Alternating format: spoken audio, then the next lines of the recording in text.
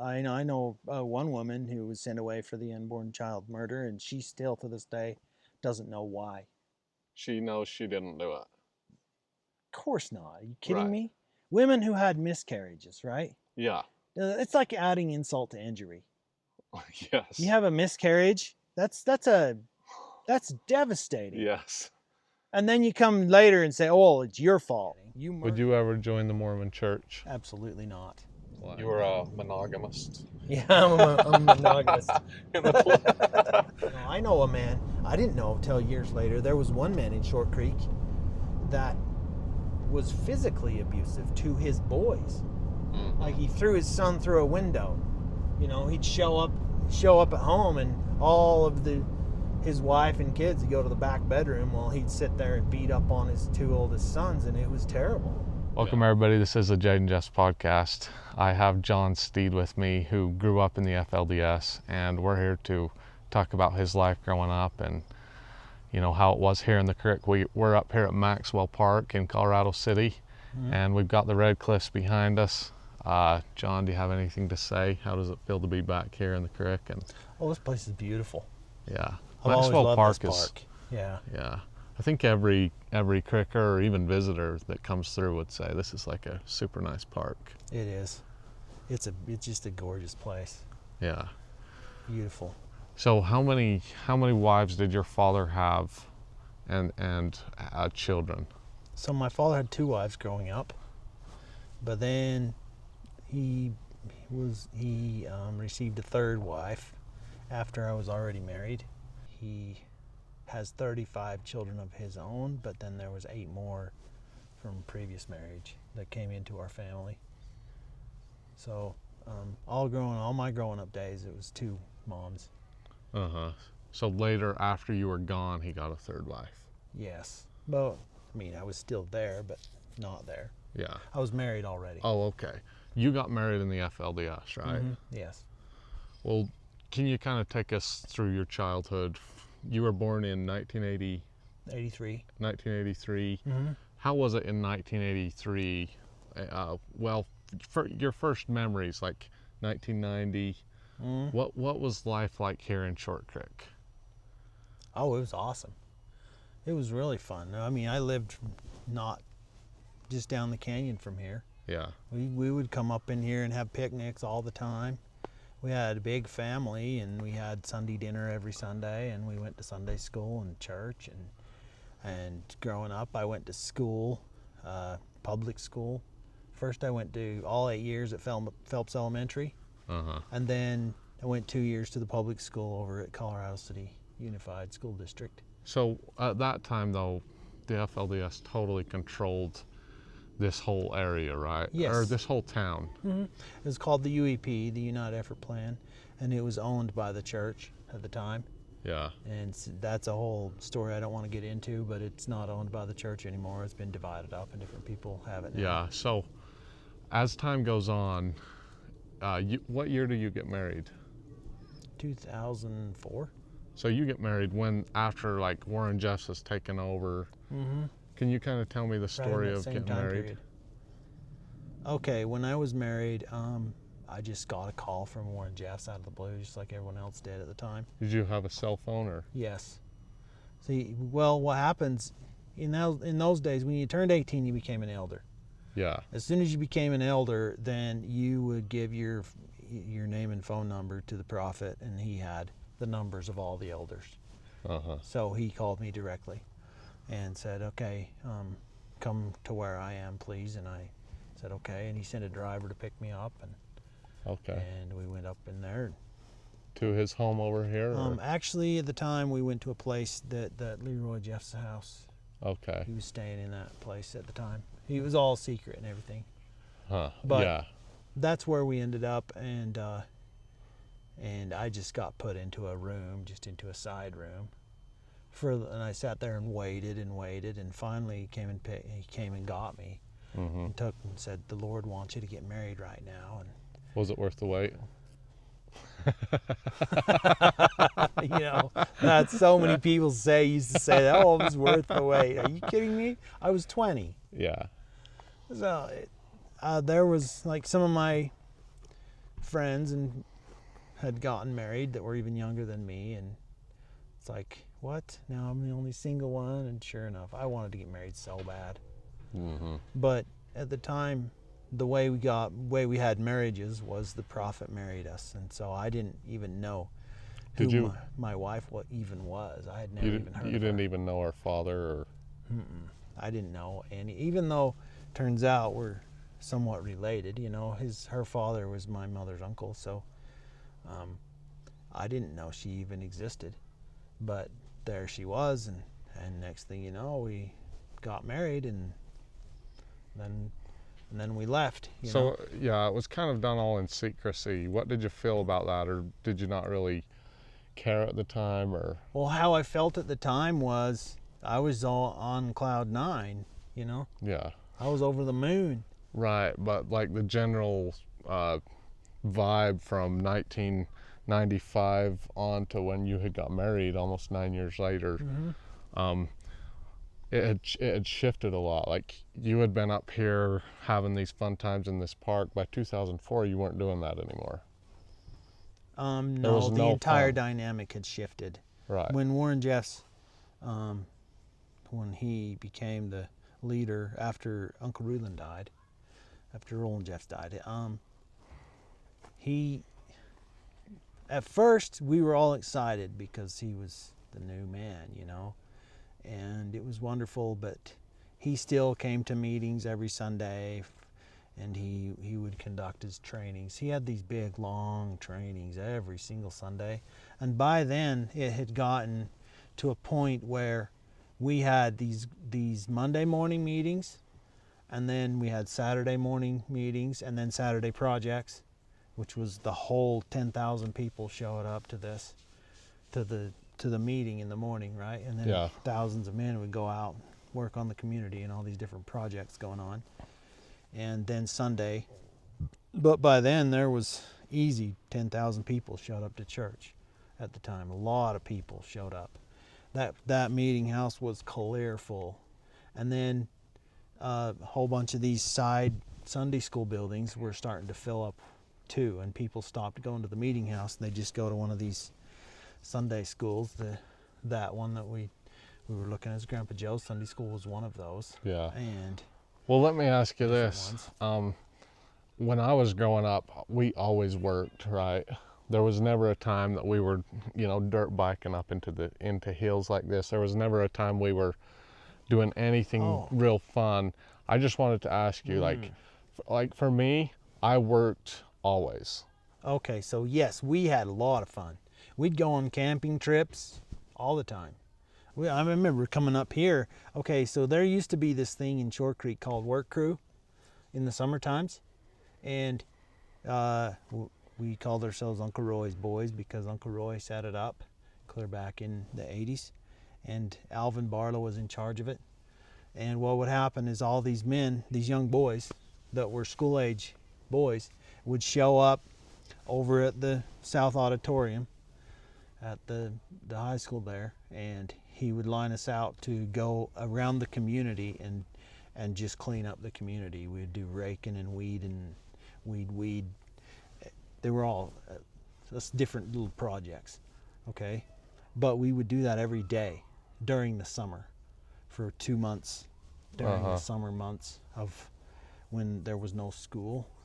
And I remember being on Work Crew, and at the end of Work Crew, right before the new school year would start, around August, then we would have this great big camp out thing. I remember all the Work Crew boys coming up here, right up in here, and there's that little amphitheater, Uncle Alvin telling us all stories while we sat around there. Moroni Barlow and Richard Barlow and those people. Yeah. Oh yeah, absolutely. Yeah, well, a lot of times I think about this because I think, okay, the way I grew up is probably not how I'm going to have my children grow up, right? I want them to be able to have a lot more fun than I did. And of course I want them to have a good work ethic and all that stuff, right? But just like for your children, the way you grew up, are you satisfied with that for your children, or? Absolutely. A lot of the things, the principles that I grew up with were good. A lot of good things that we learned. It wasn't later on when like Warren Jeffs came along and said, toys are bad. It's bad to have toys. Well, I grew up with toys. Are you kidding me? I had lots of toys. We used to play video games, You did? Oh, absolutely. Back in the 80s and 90s, we'd get out and watch a Western and watch movies and stuff. Until Roland Jeffs told us to stop watching movies, First of all, he told us to stop watching the R-rated movies. And then one day, Warren Jeffs got up and said, Father wants no more movies, no more TV. It's all bad now. So, but before that, we did all the time. We had a lot of fun times. It was more like just a normal family doing normal family things. We were just great big, and we happened to go to that church, and we did all the good things that families do. So did they have they have this thing every year called the Harvest Festival? Oh, did absolutely. they have that here? No, it was down in Cottonwood Park. Cottonwood Park? Mm-hmm. I can show you. Yeah.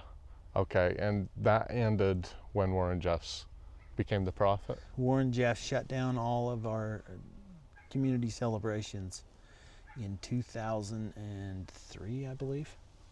He just really taken away all the fun. Yes. I have a list, and we're going to have to go through that list, you and I, one of these times, see if we can add to it.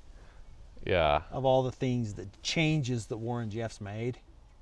But before that, we did all of those things. We did the TV, we did the games, but it wasn't like our father had, I don't know, he controlled it. Yeah.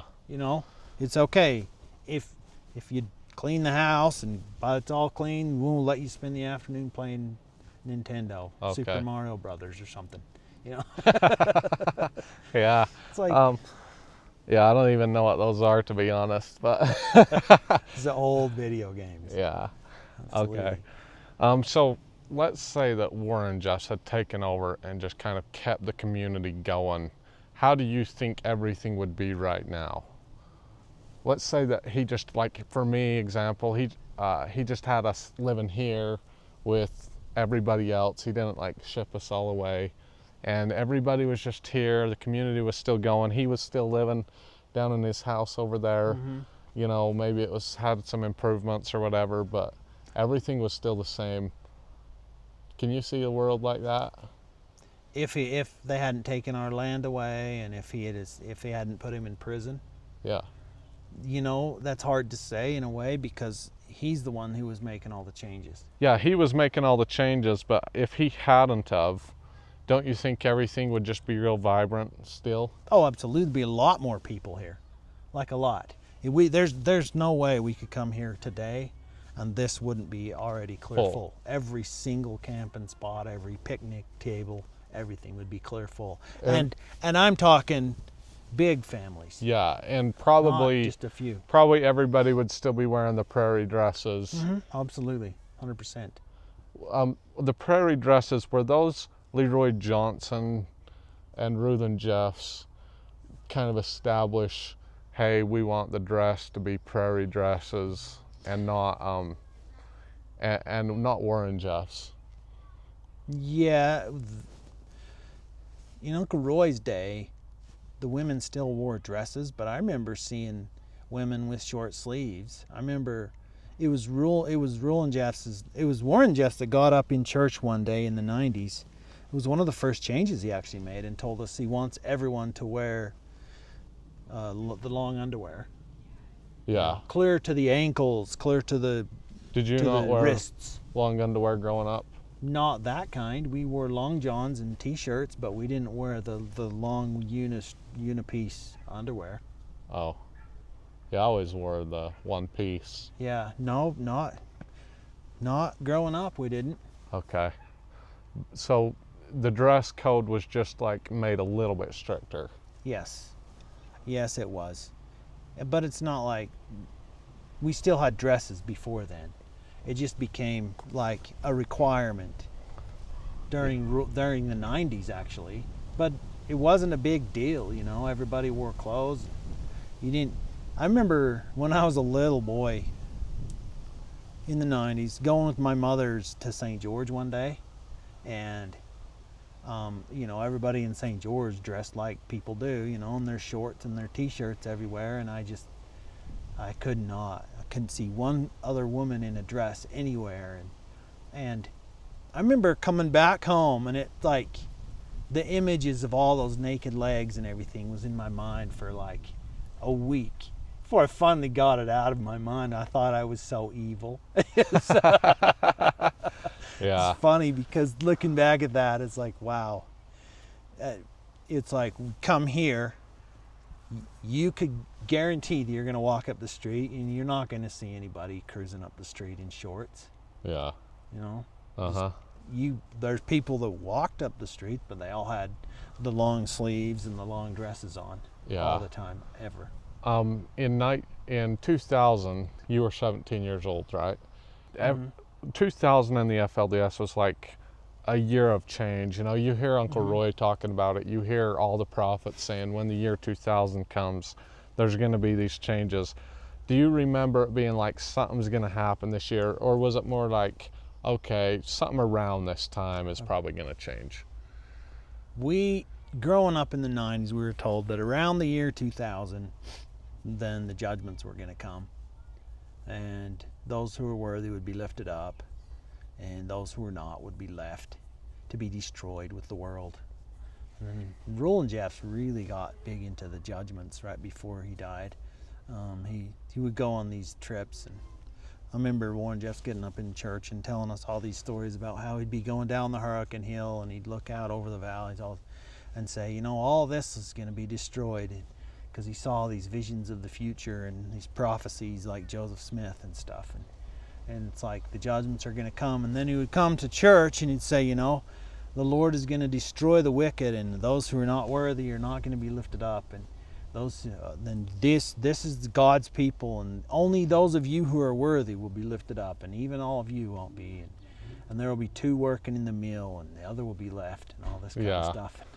Well, I have this theory, and I want to see what you think of it, that when a community for so long believes something's going to happen around a certain time, then it's like it inevitably will, even if it's just to that community.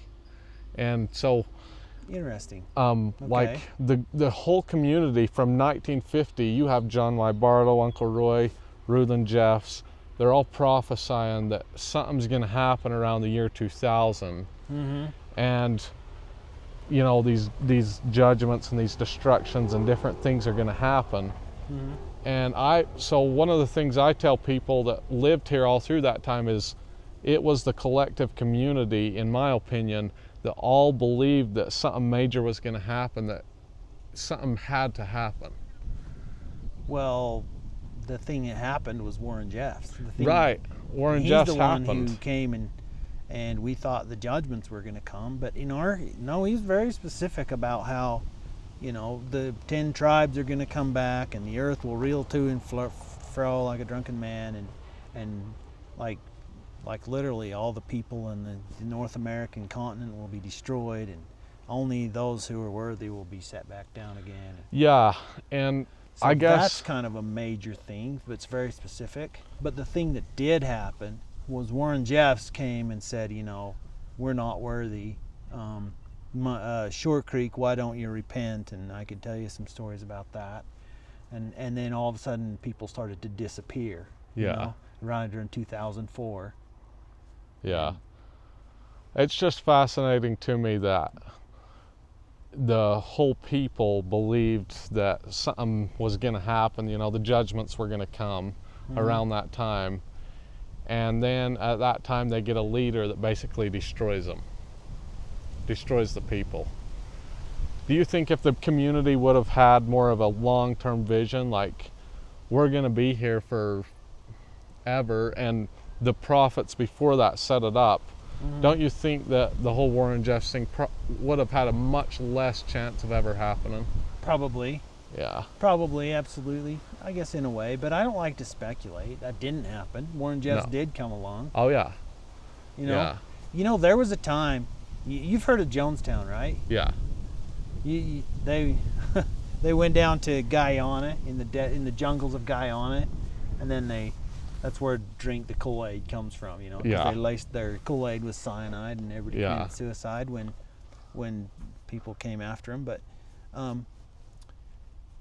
there was a time I came to the realization once, after leaving and after going through this process of change, that there was a time when I would have drank the Kool-Aid if Warren Jeffs had told us to. Yeah. Absolutely. Yeah, I'm afraid I pretty much did. I would have done it, though. You know? If he came and said, you know, you got to do this in order to be with me in Zion, I would have full on gone that route. And unfortunately, that's a wake-up call to me. Like, whoa.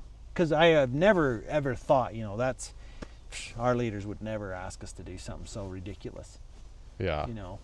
And I still don't believe Warren Jeffs would do that. At least I don't believe that if he did, it wouldn't be people wouldn't listen. Yeah. I still like to believe that. Yeah. But I was that intent and that faithful. You know. Yeah, I believe you. So you're here, you get married, but then you see a lot of people starting to disappear, going to Texas, going to South Dakota, and the different lands of refuge. Well, I had no idea. All I knew is they were disappearing. That's it. Okay. I had no idea he had a place in Texas. What was your feeling here? Like, I want to be worthy. Did the town just start to getting quieter? Were you? Yes. What was your thoughts? Were you trying to be worthy to go? Were you just happy here? How was the feeling? No, I wanted to go to Zion so bad. I was reaching to God every day. I was praying so hard, but I was working for Reliance, and don't get me started on what we went through there. We were working easy 18 to 20 hours a day, and the difference is we didn't have the nutrition that the people down in those lands of refuge had, but we were working to be worthy. And there was a saying that went around at the time is you're working hard for the privilege of working harder. Exactly. Yeah. That's exactly how it was. Yeah. And that gave the connotation that we weren't working hard enough. So you were working 20 hours a day. Then did you get your paycheck and then give it to the bishop, or? No, at the time I'd get my paycheck and just pay my tithing because I still had bills. Yeah. It wasn't. We were not part of any united order at that time. I heard later the people in those lands of refuge were, but I didn't know about that at the time. Yeah, there was no money system on the lands of refuge, but you're working 20 hours a day at Reliance. Why 20 hours a day? It was more like, okay, we'd get there at 6, we'd get home at midnight. So what is that? 16, 18 hours a day? Yeah. Yeah. And then you would sleep and get up. And you're married? Did you have children, or? At the time I was married, but I didn't have any children until 2008. Okay. After the raid happened. Okay, so you're working really hard. The raid happens. Does work kind of slow down here as well as? Because everything kind of slowed down there in Texas. Did it slow down here in the creek? Absolutely not. We kept going so very fast. We were working so hard still. Actually, okay, before the raid happened, Tom Cox came back from... Tom Cox is the owner of... He was at Reliance at the Reliance. time. He was actually on the lands of refuge at one point. So he was gone. So while he was gone, then a different guy came and take over, and he worked our socks off. But he was under the impression this is what God wanted him to do. You know, we're having the faith to be able to accomplish all this work. So we can support the work. He said work till 10 p.m. Well, I remember that we would get done with a finish or a rough in on the house at like 6 o'clock. Finally get one done. And he would send down another one just because we got done too early. At 6 p.m.? I was so mad. 6 p.m. was too early? Yes. That's funny. Dad would have had me in bed. At your age. Yeah. But those older, those of us that were older and married and working, it's like, did you get a fair wage? No way. I was making $12 an hour. You were making $12 an hour as an electrician? Yes. I remember getting a raise to 16. I was at 16 for about 8 years. What year did you get a raise? Right around that same time, like Yeah. 8 or 9. Okay. Did you ever go down to Texas to the lands of refuge or? No, never. Well, okay, after the raid, I went onto the onto the YFC ranch once for a minute. Yeah. It's like I went to go see Grandfather Merrill, and then that's it. Just had my thing, and then I was just on my way through back home. Do you look back on those days and say, you know what, we could have been enjoying some time in this park and, you know, working a fair week of work and then enjoying some time in the park, having some time with family? There was no need to just cram everything so hard. Yeah, it's ironic.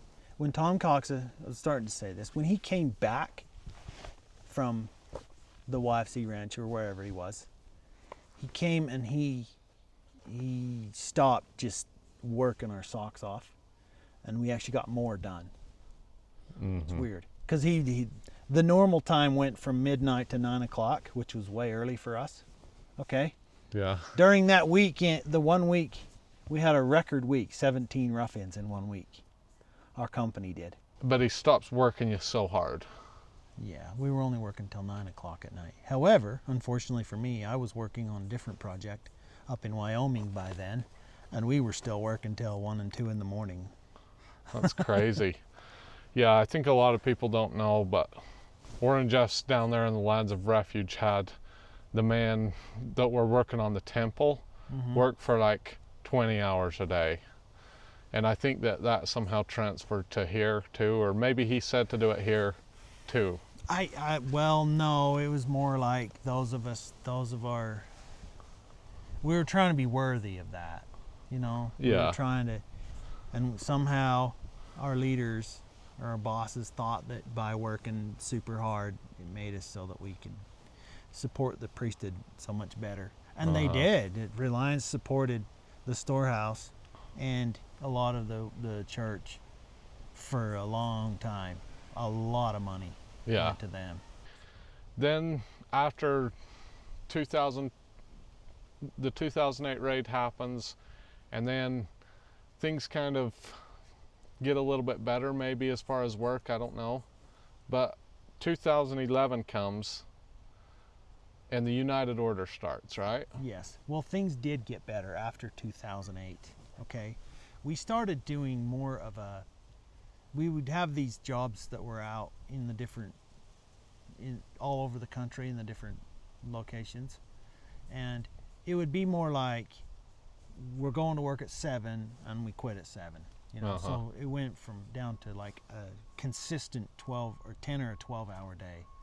And so we stopped working so hard right around 2008, 2009. When at the time we weren't doing meetings because Warren Jeffs had shut down the meetings. In 2009, he started meetings back up again.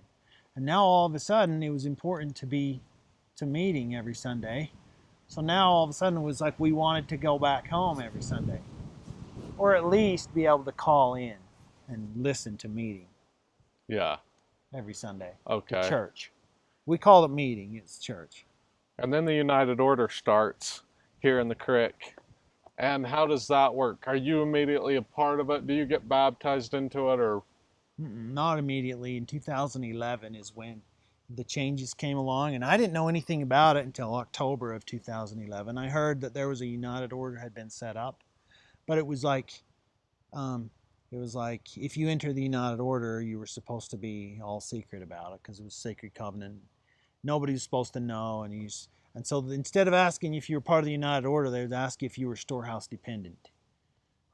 Because as soon as you enter the United Order, then you were supposed to turn everything into the storehouse and then receive from the storehouse. You give your entire paycheck to the bishop, and then you go to the storehouse and get your needs. Yeah, is that what happened with you? I didn't turn in my paycheck. I'm trying to remember how I did that. It was a very short time. but it's more like Reliance was supporting the storehouse, and so I didn't hardly get a paycheck except for a few needs that I needed. Okay. So I don't remember exactly. I don't remember turning in my money. I remember getting a paycheck and cashing it out so that I could make sure that I still had certain bills that the storehouse told me to pay, but it's more like we had to keep an accounting. When did your father get sent away? Oh, that would have been. Okay, so 2012. Remember right at the beginning of 2012 when that's when the members and the non-members happened, Okay. right? That's when I became the choir leader. Yes, just so everyone knows, in there, Warren Jeffs set this deadline that if Mm-hmm. you weren't a member of the United Order, Yes, in then you were 2011. not a part of the church anymore. Correct. He said if you're not a part of the United Order by the end of the year, then you no longer hold priesthood and you're not part of the church. And so all these people were rushing through to get and become members of the United Order before the end of the year, and they were rushing all these batches through. And then, sure enough, the new year came along, and now all of a sudden, all these people who the day before held priesthood didn't hold priesthood the next day. Yeah. So all these So- fathers, and it was weird because there'd be a father who wasn't a member, and he would have children that were members, or a wife and children. Mhm. And there was sometimes the father and the mother were non-members, but the children were members. So they'd send their children to church, but then it was almost like the non-members, it was like they set up a non-member meeting, Yeah. but it was almost like this merciful thing that God was doing so that they could prepare to become a member, right? Mhm. And it's not like you had to go, but if you wanted to become, then you probably better just go to the non-member meetings and then keep sending your letters, and maybe God will help you become a member. And would you send a letter to Warren Jeffs each week? Oh yeah, he made the rule that we had to. Yeah. That if he wanted to send, it became a United Order member requirement. So what's some of the more challenging things that happened when the United Order started? Did your life change at all, or did you pretty much just keep working and Oh, I kept working for sure. I was working in the office at that time okay. in Reliance, so I still had an in-town job. But 2012 came along, and I led the choir, but I was also working during the day. But Tom Cox was the head of the choir. Well, he didn't make it into the United Order, right? Oh, But sucks for him. I mean, I don't want to I'm criticize joking. him. I said that as a joke. I actually promise. have a lot. I- And everyone else, Yeah. a lot of men. Well, but here's the thing is, so for the first 6 months, it's like, here's all of us people that are members. And it's like all these people that we looked up to our whole lives are not there. And now all of a sudden we're supposed to like take the reins and push Zion forward or something. I don't know. And all these people that were our families, it's like, they're not members. But you're a member. But I'm a member, right? And so I didn't know what to think. I was thankful to God that I was a member, right? But I still had all these new requirements I had to go and do every week, accomplish. And I was the choir leader, right? And So you'd stand up there and absolutely, absolutely. And I grew up in the choir. I mean, my father was the leader all my growing up days was one of the choir leaders. And so I knew how to do it. And I sang in the choir ever since I was 12. Uh-huh. And I grew up doing choir and every Sunday. So it wasn't anything hard or difficult for me. But there was all these fancy new songs coming out that Misty was putting out that was a little more advanced than we thought. We thought we were really neat. Yeah. And we was able to do all these fancy songs with all these new arrangements and stuff. And it was fun. It was a lot of fun. But that only happened for 6 months, okay? Yeah. But during that time, after 6 months, then all the United Order member meetings stopped. So that only happened And now nobody was having any meetings at all after that for probably still to this day, except for during like little bits here and there when like Russell Johnson come along and started doing meetings once, and then it was more like a message. And Yeah. now Helaman's doing it every once in a while. Who knows? You know, in 2017 they were doing that thing. Russell whatever it was was. doing Was it. that Russell? Yeah, Russell Johnson. Okay, so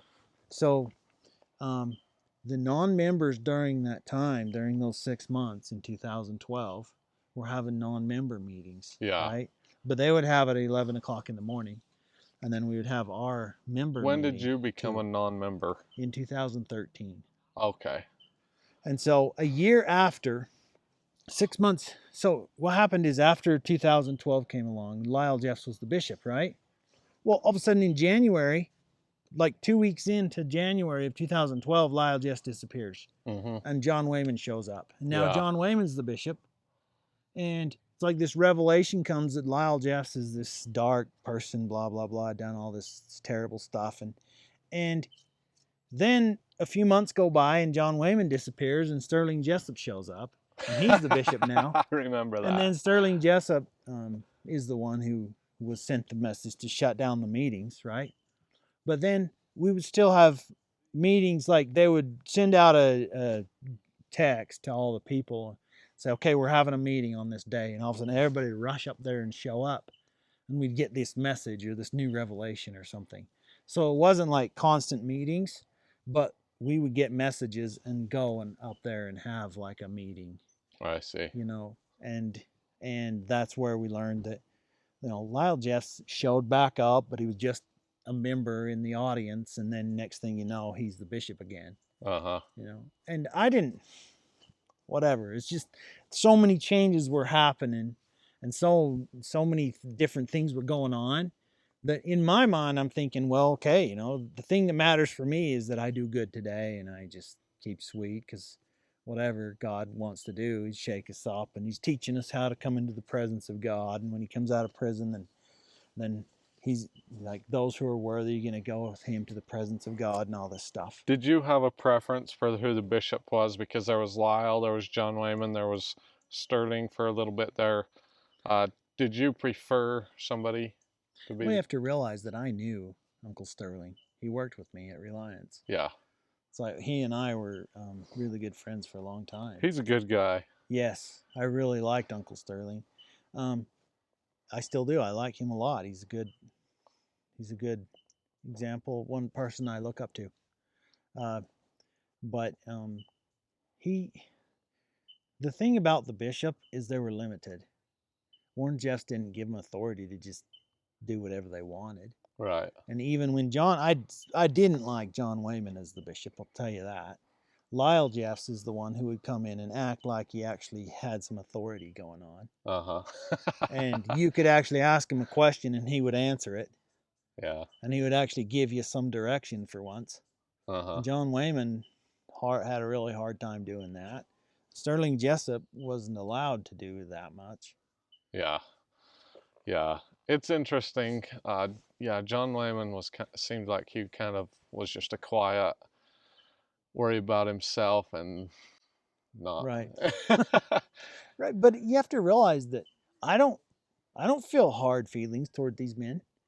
You know, look, Warren Jeffs is the one who made all these rules. You know, when at least Joseph Smith, in Joseph Smith's day, when he set up his church, he set up apostles, and then the 70s, and bishops and wards and stakes of Zion. Right. And he'd set up a stake president, and all of the people had their leader that they could go to. They had their bishop they could go to for their temporal needs. They had their stake president they could go to for their spiritual needs. And if it became, the only thing that Joseph Smith had to deal with was the more hard cases that had to go up, he had the high council. He set up all of this structure, okay? And it's by the time we came along, the only structure there ever was in our church, even growing up, was the prophet, his two counselors. That was it. And one of those counselors was Uncle Fred, and he was the bishop too. How do you feel now, not having any religious leaders, just you? You're your own boss, you're your own religious leader. How does that feel? A lot better. Well, okay. Now I'm going to tell you a story about one of the things that actually, because this pressure builds up inside of you, right? You go through all these changes and all these things are happening, and it's become more and more pressure. The thing that finally caused me to snap was after I became a non-member in What year? 2013. Okay, 2013, became a non-member. I thought, oh, I went through a very hard experience through that. Okay, but a couple of years later, then I was already a non-member, and see, I had just had my twins, right? In 2012, my twins were born. Okay. And so my twins were a couple years old in 2015. And I was having a hard time. All this weird stuff was going on. So I was writing all these letters questioning what's going on here. And one day I went up to the non-member storehouse and I drove up to the gate, and of course they had it all locked and you had to go and ding the little bell. And the person said, okay, give me your file ID, because they set up file IDs. Every person had a storehouse file ID. Yeah. So I gave him my file ID, and they said, okay, you need to check in with the bishop before you can come in. And it's just like, what the fuck? So I tried my wife's file ID. No, you need to check in with the bishop before you can come in. So you were trying to go get some groceries. Yeah. For I was your trying to family. go get groceries for my children, including my handicapped son and my babies. And you couldn't get in the storehouse. Okay, but you have to realize I had given all of my money and my check, my means, everything. I was completely dependent upon Because the you were storehouse. part of the United Order. Well, no, even after I was it was a non-member storehouse, but we were Oh, told yeah. that if you want to be part of the Storehouse, then you need to act as though you're part of the Storehouse in order to become fully restored. Right. Yeah, I remember. Because There's a non-member storehouse. Yes, but I didn't. It's like I turned in all my money. I didn't have money to go buy groceries. Yeah. No, that God didn't want us to do that. Yeah. When people ask me, okay, what do you like, socialism or capitalism? I'm like, okay, well, I went through. Socialism. I went through full socialism, communism, whatever you want to call it. Yeah, that's fair. I know what it's like to live in that. Yeah. In that type of a government. Uh-huh. And all they have to do is just put a mark on your name. You're one. Everybody has a number, just like a social security number. Yeah. All they have to put a red mark on your name, and you could they could cut off all of your supply to everything ever. Yeah. Of course, people are going to conform if that's how easy it is. Uh-huh. When that experience happened to me, something snapped inside of me that completely changed my entire paradigm. I think that's the point where I decided in my heart that I'm never, ever going to allow my family to be this vulnerable to a system ever again. Mm-hmm. And yeah, I tried and did everything I could, but something had shifted inside of me, and I couldn't. So that was the point that you at least were thinking about leaving. Mm-hmm. Absolutely. And it was years later, and it's more of a process. I can't say any single day when I left. It's more of a process, but I was like, I'm never ever, I'm gonna go put my paycheck into the storehouse ever again. I'm gonna take my money, and I'm gonna account for the things that I have. Sure, that's fine. But I'm gonna spend my money on my stuff, and I'm gonna say, here you go. Here's my tithing if you want it, or whatever's left. I'm gonna take care of my family first. I'm not gonna go take care of the storehouse and then have them take care of my family. Yeah. I'm gonna go take care of my family, and then I'll take care of the storehouse. Yeah, it was full-on socialism. Yes, it was. The people at the top definitely got their needs met, but the people at the bottom would have things like you had happen. Well, yeah, and the fact that there was a top and a bottom went against the very reason that we were told it was set up in the first place. Right. Like who gets to decide who gets the resources? Yeah. It's a bad system. Socialism is a bad system. Yes, unfortunately. But I guess the reason socialism, I was having this conversation with my brother earlier today. He said the reason socialism in practicality doesn't work is because all you have to do is get one bad leader and you can mess up the entire thing. You know, if you had a group of people with a good leader who was not corrupt in any way, who actually distributed the goods fairly and equally and evenly among the people, and it was an exciting thing where they could grow into that, then yeah, maybe it would work to a point. But all it takes is one person, and suddenly it's like so easy to seize control because it makes the people easily controlled. Did you ever use the internet or have the internet to use? Or was that always bad? Right Yeah, from... that's a story on its own. Yeah. We used to use the internet all the time. Did you? Remember when? Like what years? Oh, all the way up until 2011, I think. Really? When Warren Jeffs basically told us to stop using the internet. So you would use the internet? Mm-hmm. We had a firewall set up, so we could still get our emails and all the things. And I had internet on my phone. We use it for work. We were told not to use the internet too much. And that's one of the other things that made me start to question was when I found out that around that time, when that revelation came down and said, okay, God doesn't want us to use the internet anymore. And I later found out that it was like, that's a rule for those people over in Short Creek. And when I found out that the leadership was making rules for thee, but not for me, and they were making rules that controlled the people, but they themselves weren't subject to the same laws, that I made the determination I would never follow a leader that does that. Yeah. I just wonder, because I never, like, personally, I never could use the internet, but I didn't realize that the people here could use it for a while, and then you couldn't.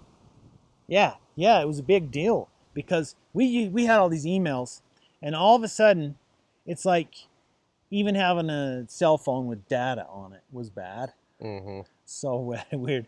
And then all of a sudden people stopped using emails and they went back all the way back to faxes. You can imagine as a company, as an international, not international, but a whole entire national company with all these contractors all over the country, email is the chief form of communication. And all of a sudden here's this like, we choose to use faxes. And then we're faxing these people over what the heck, you guys? Yeah. Yeah. And we couldn't even get emails. Finally, we got permission to do email, but we couldn't have internet.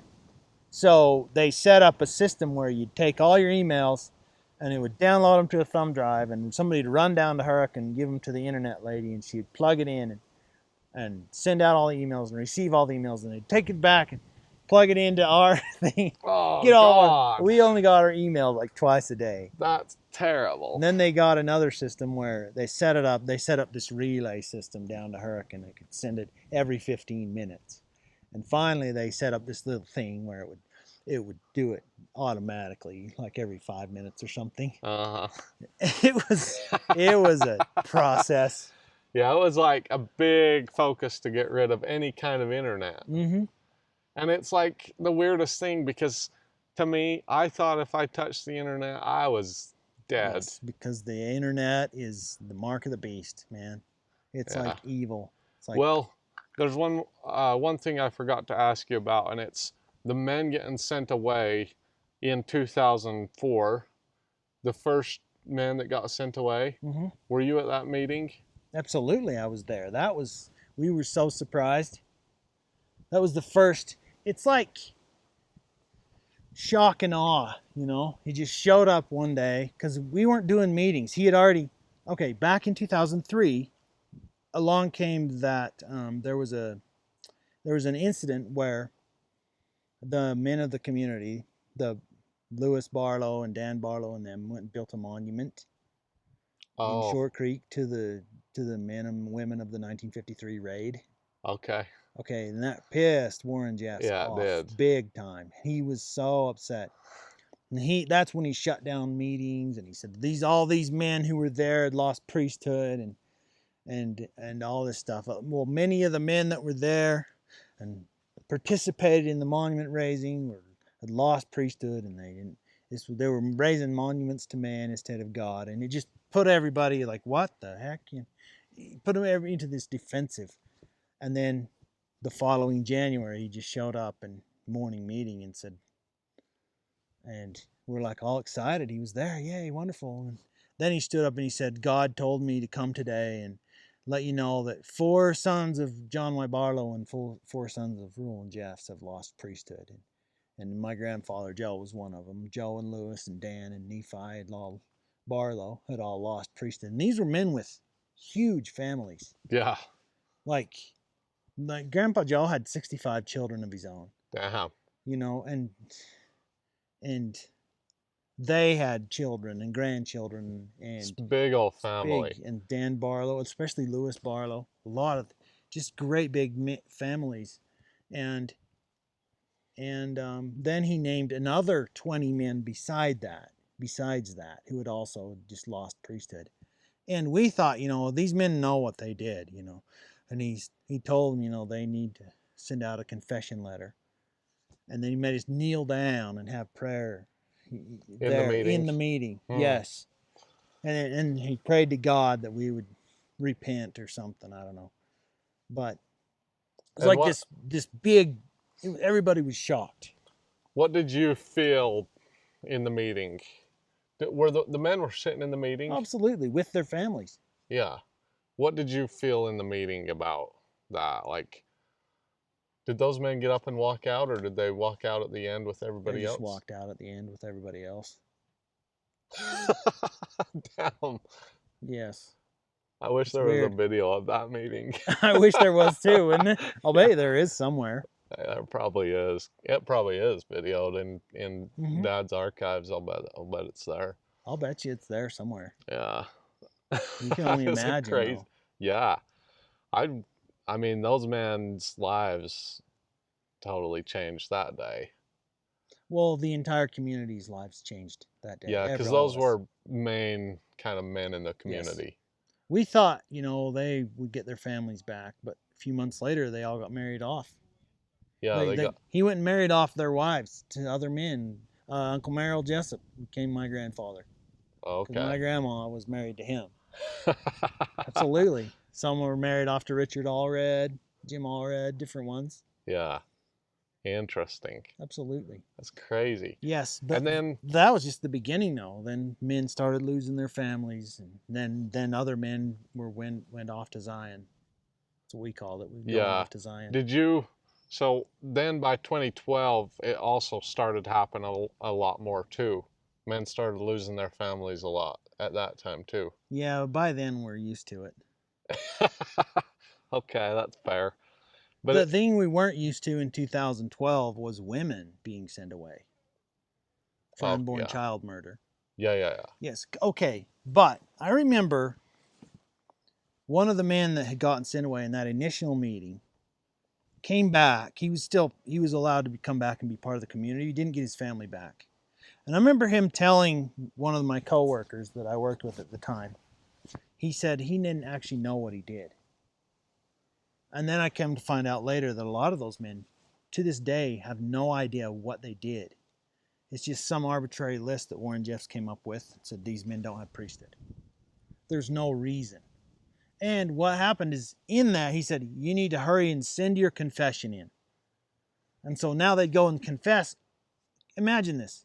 You're told, okay, this very, very life-changing situation. Your family's taken, happened. You're removed. Everything you have is taken away from you, right? And you don't know why, but you need to confess, right? Yeah. What are you gonna what so that does to your mind? Some people, they confess all kinds of things that they might have even thought, Exactly. You're gonna start going through every single thing that you ever did in your entire life ever. Yeah, and then some of them get pissed off and just leave. Well, exactly. That's probably the better course, honestly. For some just went away quietly and disappeared. Yeah. But think about it. Like everything you know and love is gone. Well, also imagine what that did to the rest of us. Well, that basically told the rest of us is, you know what, that can happen to you at any time. Yeah. Any man who's ever married, you just get a phone call, say you don't hold priesthood, poof, you're gone. Mm-hmm. So, and I call it a public execution. Yeah. You know, and it's the same thing, only you didn't experience death. It was more like a spiritual death. It's a public humiliation is what it was. Were you just more determined to be loyal after that meeting? Yes, at first, yes.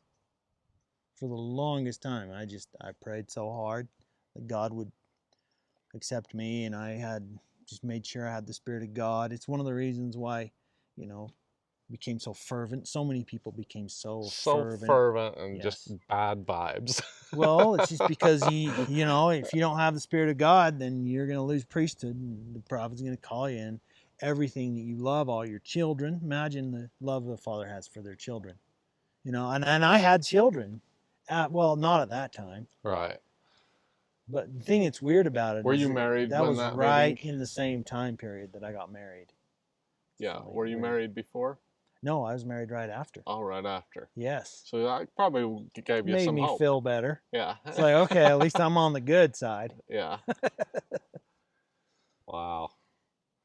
Okay, and then the murder of unborn children, all that starts happening in 2012. A bunch of men get sent away. Mm-hmm. Then in 2013, and women. And women. Yes. I know one woman who was sent away for the unborn child murder, and she still to this day doesn't know why. She knows she didn't do it. Of course not. Are you kidding me? Women who had miscarriages, right? Yeah. It's like adding insult to injury. Yes. You have a miscarriage, that's devastating. Yes. And then you come later and say, oh, it's your fault. You murdered the child. What, are you fucking kidding me? That's crazy. Yeah. Well, some serious mind. Right. Mind. It's mind control of some sort. Yes. Mind fuck. Yeah. Whatever. Double jeopardy, mind messing with your mind of some sort. It's oh boy. And it's sad. And it's one of the reasons I decided I can't. Like I heard about one man that got sent away because of something he did while he was in the army, and turns out he was never in the army. You know. It's just all these things started happening. You know, and the other day I was reading your sister Melanie's posts on Instagram. And it's like, whoa, even the scribes that went to take down all of his words in the prison hated it. She did. Well, according to her posts. Yeah. What, you personally got married by Warren Jeffs. Mm-hmm. You kind of knew him personally, at least in your interactions with him. Did you feel like he was a special person? For the longest time, yes. But for the longest time, I felt like it's just like the prophet of God, you know. God chooses his one man. He's the key holder of priesthood. Yeah. But I just want people to understand why people felt like Warren Jeffs was the prophet, why they felt like he was so special. Mm-hmm. Because, like you were telling me earlier, his trainings had a big, his priesthood history tapes about like the Bible days. Mm-hmm. They had a big impact on you. Mm-hmm.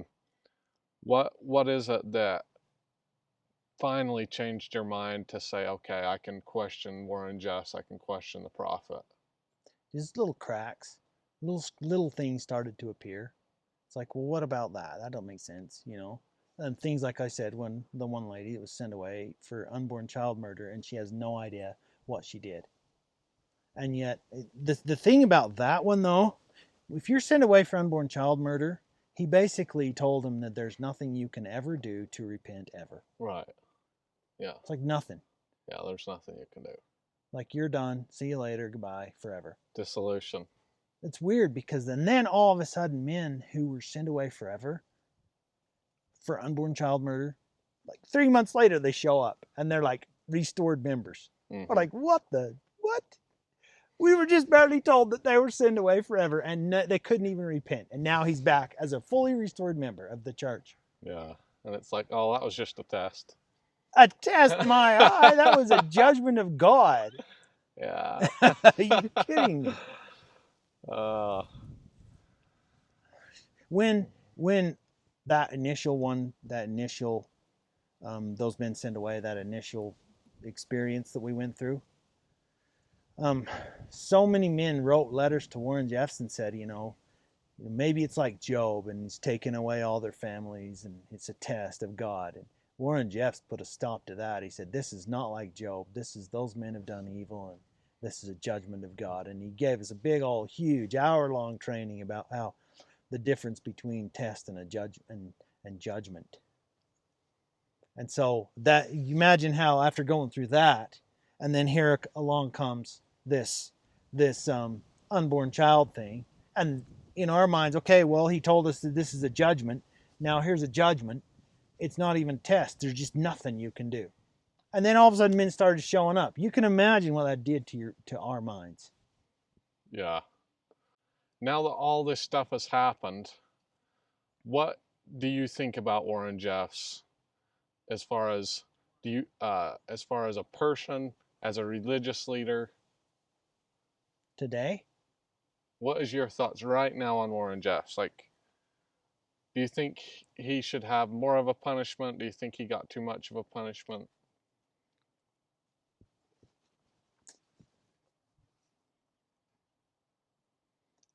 My opinion is, if you want to listen to him, more power to you. He's going to keep doing his thing, and people are going to keep listening. But at some point, they're going to realize that it's just not true. Mm-hmm. Right? I don't have hard feelings toward him. Why should I? I mean, I know people who do, and rightfully so. No, justifiably so. And I don't have any hard. But he never personally hurt me. Warren Jeffs isn't the one who sent me away. Lyle and I never really sent me away. He just, I became a non-member. That's it. Mm-hmm. So I don't have any personal experience where Warren Jeffs told me that I'm full of darkness and this evil, dark, unborn child mourning, murder, order. Because that's the new wording of those revelations. Yeah. But do you view him as a sexual predator? I have no reason to disbelieve the stories of those girls that he did that to. Yeah. But it's just like any other. I know people who were sexually abused by religious leaders, not necessarily FLDS. Okay, there's girls all over the world who've been sexually abused, and they have every reason to hate and to disrespect those men who committed that crime to them. Yeah. I have every reason to believe that. I also know that there are girls who accused a boy of sexual abuse and rape and whatever else, and it was not true. Right. But I know for a fact that most of the time it's true, and those men, just like we talked about before, like I agree with Ben Shapiro, rapists should be castrated or killed. They should go to prison. They're unrightfully so. So if Warren Jeffs is truly guilty of that, which I believe he is, then he should be punished just like he is. Are you religious? The sad part about it is he still gets to sit there and send out all these messages. Yeah.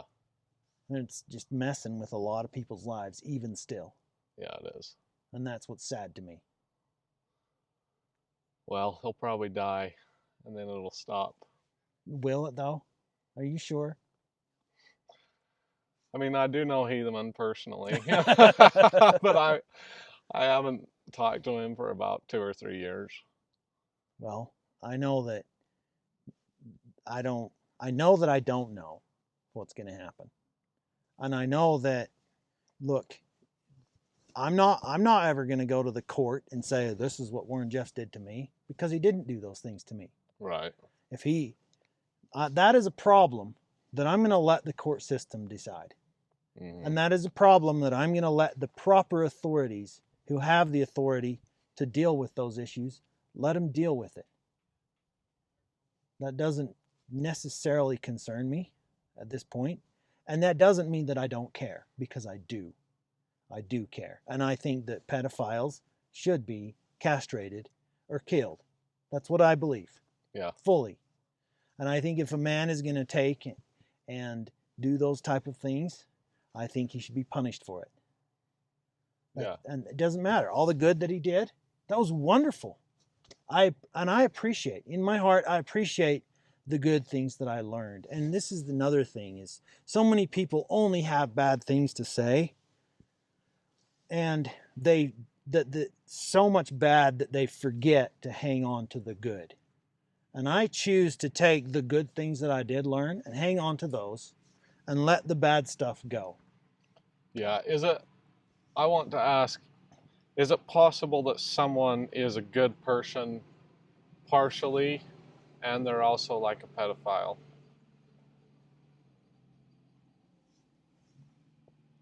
Because Are you kidding me? People are so complex.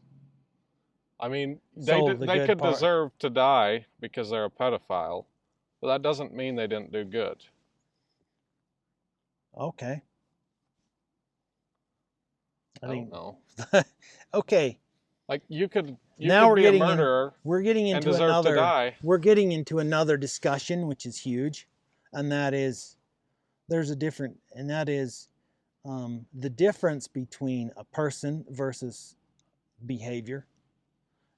I am the weird kind of person that actually believes that people can change, and unfortunately our court system doesn't. But I believe that people can actually change. So for example, if a person commits a crime, okay, but he's in a state of mind that causes him to do this thing, whatever, I believe that if he chooses with the proper guidance, and it has to come from within him, he can change and do better. But if it's a bad enough thing, then they should be. There's certain lines that for example, if someone murders someone, yeah, that's a line you can't come back from. And I'm even talking about actually killing another person. Right. Okay, I'm too. All right. Okay, I just want to point out to everyone that these are just my personal opinions. Yeah.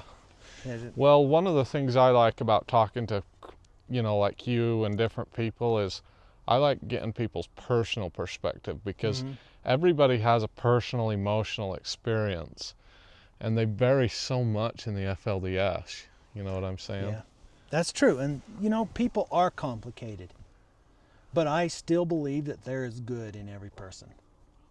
I do too.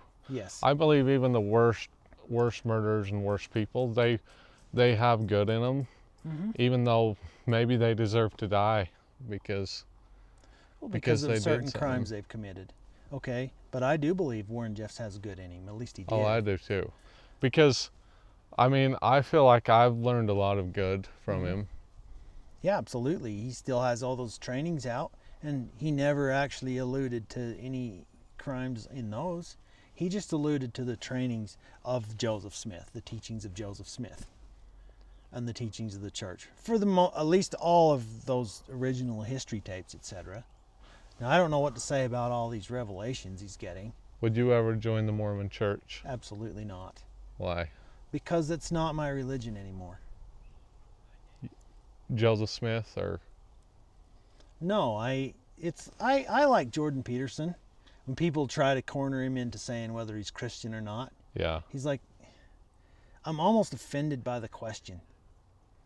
In a way, that's what he says. It's like, I'm almost offended by that question, because I believe that Christianity has created a lot of good in the world. And I could give you story after story after story about how this religion has all these stories that helps people do good.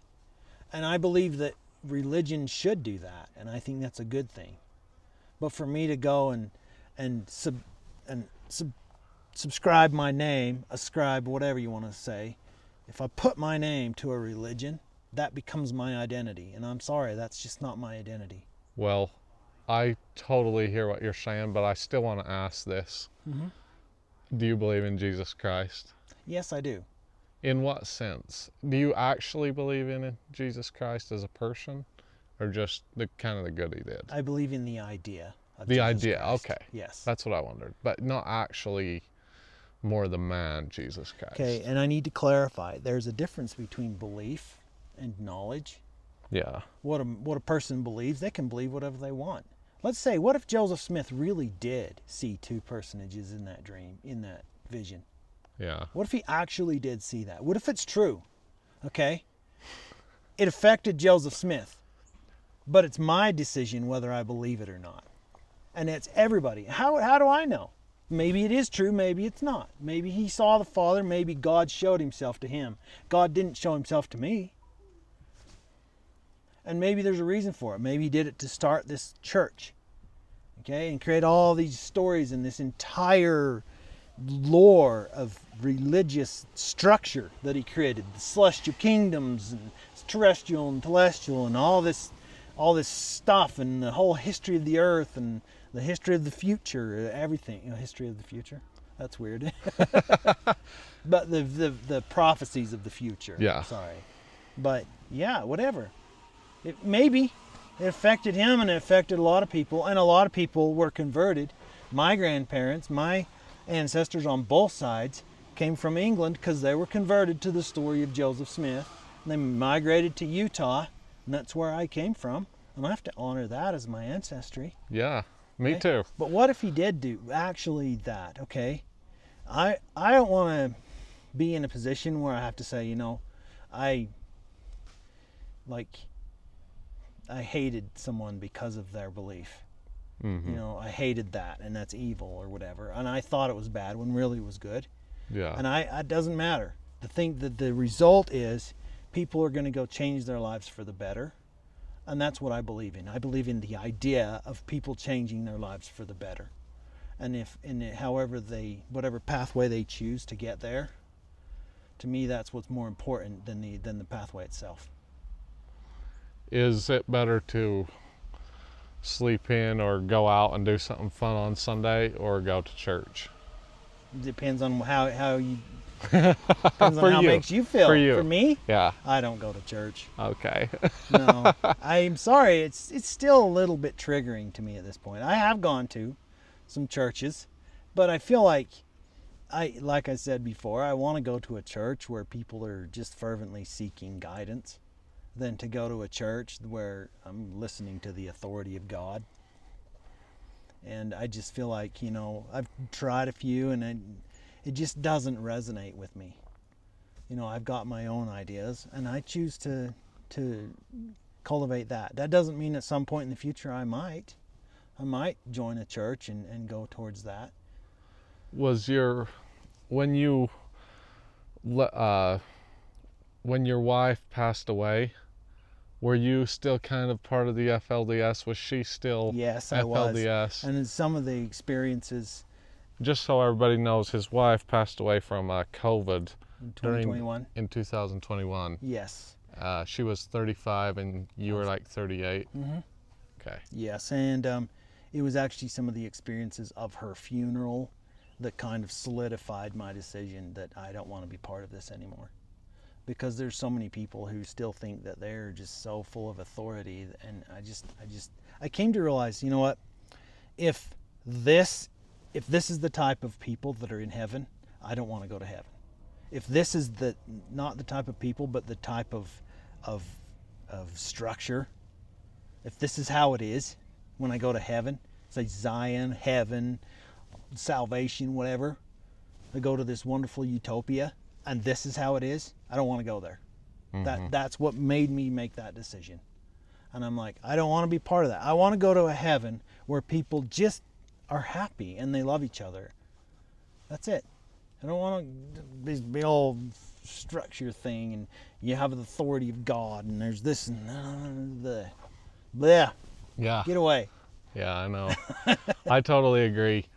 Why is it that a lot of, well, for me, for example, when I come to the creek, and I'm here. Like, I feel pretty peaceful up here. We've been talking for 2 hours. I feel like everything's chill, but I just feel like a little bit, almost 3. yeah, a little bit uneasy here. You know what I'm saying? Oh, not me. I love it here. You love and it the here. thing is, It's probably just something I get from my dad. the thing is the people that are here now are a lot like me. Are they? They're just non-judgmental. Okay. They've all been through the same experiences. So know? do you think if I walked... Well, not all, but a lot. Right. If I walked around the creek talking to different people, do you think there's a lot of people that'd be like, oh yeah, let's talk? Absolutely. Okay. I think there really would be. I think there'd be some that said, no, I don't care, you know. But I believe that there's a lot of people that would absolutely be glad to sit down with you and say, yeah, let's talk about it. Okay, well, we're going to go drive around a little bit more, and then we're going to head back. Thanks so much, John, for doing the podcast. You bet. Everybody, make sure you subscribe. I don't know if I'm going to put my footage after or in a different video, but we're going to go drive around the creek and look at a few more places and then head home. Thanks, everybody, for watching. We'll see you next time. Peace out. It's where your sister Barb was saying she stayed at. This is where Barb was. She stayed at one of those ones where she could see over into the storehouse. Oh, yeah? I helped wire those. Oh, yeah? Yeah, I helped wire a lot of buildings in this community. I went to school there at Phelps Elementary. Oh, okay. So, and that's still the school here. Yeah, it's still school now. It was turned into like a church thing for a minute, and now it's converted back to a school, thank God. This is where the bishop lived. Oh, okay. He lived over there, and this wing here right in front of us was the birthing wing. Yeah, this is where you got born, right? Yes. In here. I was born down in one of those rooms back in there, Gotcha. along with half of Short Creek. There's this video on YouTube. Yeah? There's this video on YouTube of some people going up to the caves up here. Yeah, there's a cave up in there. Yeah, there's a cave, Mhm. but it's funny because the YouTube video is like going up to the caves in a cold town or something. Oh, And, okay. And what's funny is that some cricker or somebody flew a drone up there while the YouTubers were going up there. You know? That cave was a storage facility where we kept canned goods. Right. That's what the cave was for. Right, but they, like, to them, they're all scared. But then somebody here flew a drone up there and was watching them while they were going in. And they were, like, all scared. Anyway, wow. I just thought it was really funny. This is Uncle Ryland's place. Yeah. Wow, they took the wall down. Yeah. Good for them. I went to Sunday school in that building all my growing up days. Uh-huh. Where did that flood happen? Right there? No, it's up here. I'll show you. Oh, okay. My wife was actually 2 cars in front. Oh, really? Those 2. She had just gone through. Oh, she had gone through the... Like through the little dip before the flood came. Uh-huh. Yeah. Wow. That was close. You got lucky. Yeah. She's right. Okay, so this is my grandfather Joe Barlow's house, or it was. Okay, so we lived right next to Grandpa Joe. It's my mother's father. This is the Williamses, and our house is this one right here. I grew up in that house right there. And yeah, lived the first 20 years of my life right there. It's completely different now. It's not a lot different. It's still a lot the same here. Yeah. This over there. Oh, that's where you grew up, right? That's where I grew up. Yes. Huh. It was probably pretty nice back then. Uh-huh. More kind of up to date than it is maybe right now. Yeah, but our house was never completely finished. So we got to just turn around, right? Yep, you just got to turn around. Your house was never finished? Not really. Well, when I was little, the original outside, house or? was. The original house was, but then they added on it's just like every other cricker house. It's an add-on of an add-on of an add-on. Okay. So the original house is the middle part. Okay, let's see. And then this side over here was added on later. There's a big dining room in there. And then then they framed out the addition over on the west side. Do you know who lives there right now? I don't. I have no idea. I don't know. I don't know who lives there. I know my brother Kenneth had it for a while, but I don't know who lives there now. I see. But So that addition was never really finished when I was living there. I see. So do you have a lot of most of your childhood memories are right Oh, there? absolutely. We'd come right up here, up into this cove, before this school was built. This is Grandpa Joe's Sunday school, and I don't know what it is now, but that building right there was built later. We'd go up into that cove, behind there is a cove. We'd have picnics up in there all the time. Uh-huh. It's fun times. We'd go cruising, we'd go hiking up in those mountains, up in those hills, right up in there. Yeah. Okay, now we're going to come up on where the flood happened, where the 12 people were killed. This is it, right here, this dip. You see the concrete. The pavement turns a different color. They've got the wall there now. So this right here. Yep, this is it. You see right down here, see this, so they built a big cove, big culvert. It goes down into that little canyon. Yeah. There it is, right there. It comes up. Well, this didn't, it used to be a bigger dip. When the flood, it was a bigger dip. Yeah. And it hardly ever, it's dry right now. They were right next to this tree. Yes. I don't know. Oh yeah, they still are I think open. they are. But it's new ownership, so. Oh, okay. Yeah. Everything's all new ownership. It's not, hardly anything up here is going to be the same as it was when I was growing up. Yeah. But that's El Capitan, and this is Maxwell Canyon. We're coming up in Maxwell Park here. So you hike these canyons all the time growing up, right? All the time. All the time. I've been up on top of El Cap there. Yeah. We called it El Cap. I didn't even know there was a mountain over in California in Yosemite called El Capitan. Oh, really? I thought this was the one for all my growing up days. But no, it's not. It's just another mountain. Yeah. It's still pretty sheer, straight up. Cliff up Cliffs. there. Yeah, Yeah. it is. This is Maxwell Park. Right here. And a lot of memories here, for sure. We used to come up here and get water. Fill all of our water bottles straight out of these taps. It looks like people are doing it. Yeah.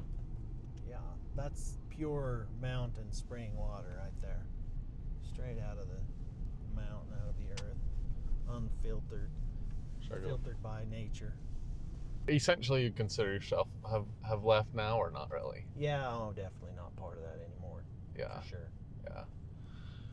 I get what you're saying though. It's like it's not like you left kind of who you were. It sort of maybe left you. In a way, yes. Yeah. Yes. Yeah. But then it's like I like to describe it. The best way I like to describe it to people is we all have our belief system, okay? Yeah. And it's like this Jenga castle that's all built up, and you pull one piece out and the whole castle comes falling down. Uh-huh. You know, and that's how it kind of happened for me. It's a process. Leaving is a process, okay? Oh, it's a big process. It's not like you just one day you wake up and say, oh, I'm not part of the FLDS anymore. Now, I don't know a single person that's been that way. I mean, a lot of times people get to a breaking point where they say that, but it's been a long while leading up to it. A lot of different pain points and different things. And it is painful, and that's sad because it shouldn't be, but it is. Yeah.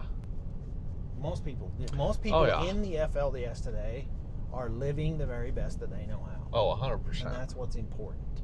Yeah. In my opinion. Have you ever watched Johnny Harris? I don't think. Oh yeah. He used to be a Mormon. Yeah, and now he's a journalist. Oh yeah. Gosh, I really like Johnny. Yeah, Harris. he makes good videos. And you know, when I grow up, I want to be like Johnny Harris. Okay. Just joking.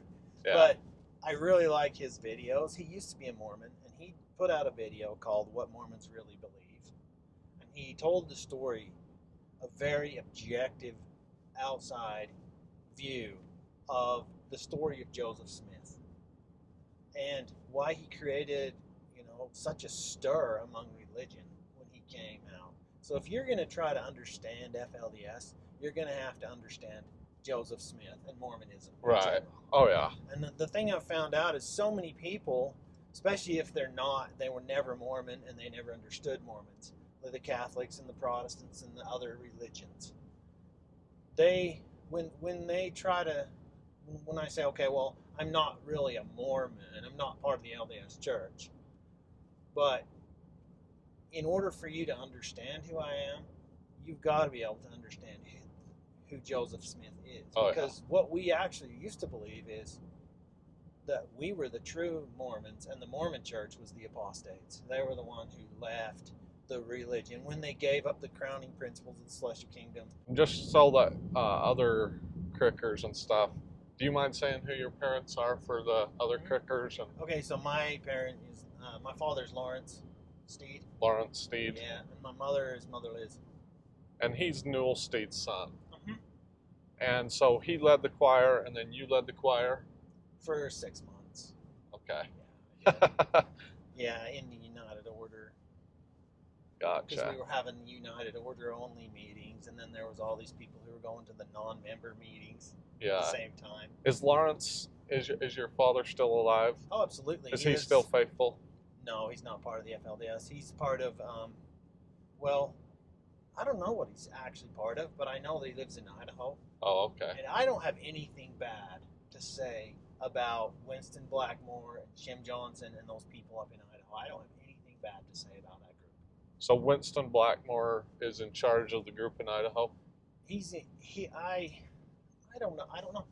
Okay. I don't know the details. Well, I do know this. Winston considers himself the bishop on the Canada side, and he asked Jim Johnson to be the bishop on the Idaho side. Okay. Okay, so they have a group. In my opinion, that group up there is a religion, not a cult. They probably live polygamy, and they do. They live polygamy, and they live the teachings of Joseph Smith, and the Fundamentalist teachings. But in my opinion, the time when we became a cult was when Warren Jeffs got up in the year 2000 and said no more associating with apostates. That's when we crossed the line, in my opinion. Yeah, I would be interested in talking to the people up there. Okay, you talked to John Tucker, who's a Kingstonites. You've talked to some of the ex-Kingstonites. Yeah, I had no idea. I had no idea the Kingstons? Kingstons had all that going on, and they're half brothers and all that nonsense. It's like, what in the thunder? Now, they are way more,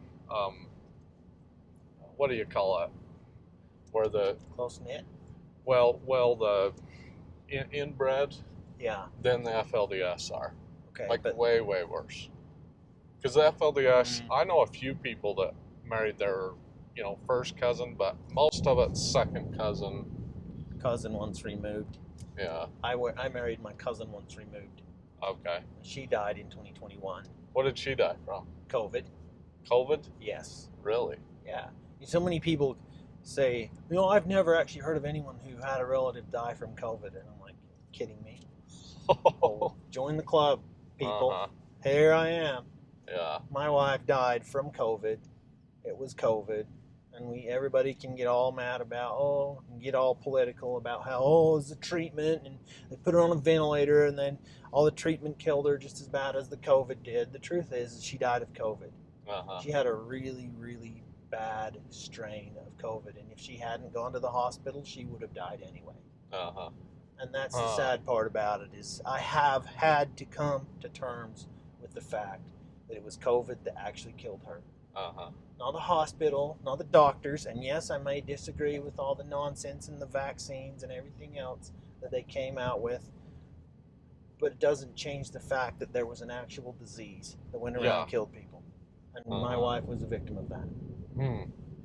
How old was she? 35-ish Okay. at the time. How old are you? I am 41 now. 41? Yeah. I see. It was 2021, so I was 38 when she died. I see. So you have your children still from her.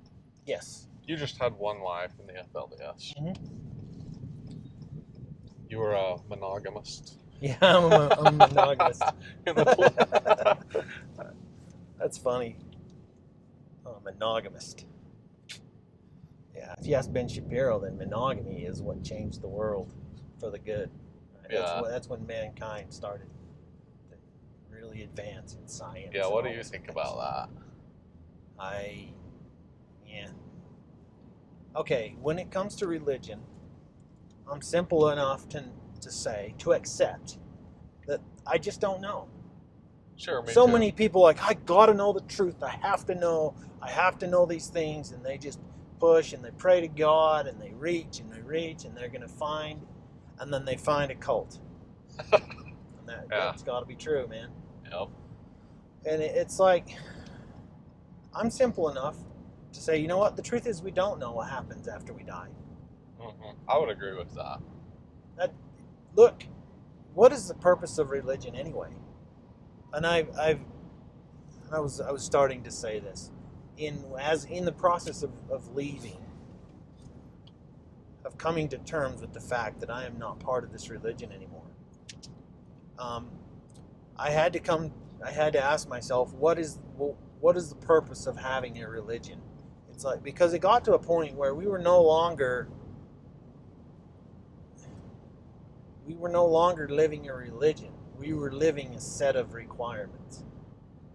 Do you really miss kind of being the community we were? Oh, big time. It was a lot of fun. Okay. If we hadn't gone through all those changes, I would still be part of it big time. Yeah. Might even have 2 wives or more. Who knows? Yeah, so one of the things I wanted to explain to people is that my generation went through a lot stricter times. They grew up in a lot stricter times than your generation. Absolutely. Because you grew up in the 1990s, right? Yeah, I was born in 83. Okay. So 80s and 90s. That's when Yeah. I was going through school, high school, grade school. Uh-huh. I would have graduated in 2002, but Warren Jeffs shut down all the schools. He pulled all the kids out of their school in the year 2000. He shut down just so everybody knows, we're headed to Colorado City right now.